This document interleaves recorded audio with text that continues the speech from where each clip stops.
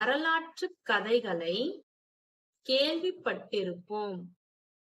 உண்மை பேசி இந்த உலகின் உன்னத நிலையினை அடைந்த அரிச்சந்திரன் கதை அனைவர் மனங்களையும் பாதிக்கக்கூடியது.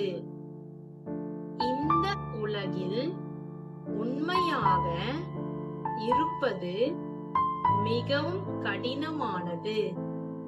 இருந்தாலும் அதனைப் போல மனநிறைவை தருவது வேறு எதுவாகவும் இருக்க முடியாது. உலகின் தொட முடியாத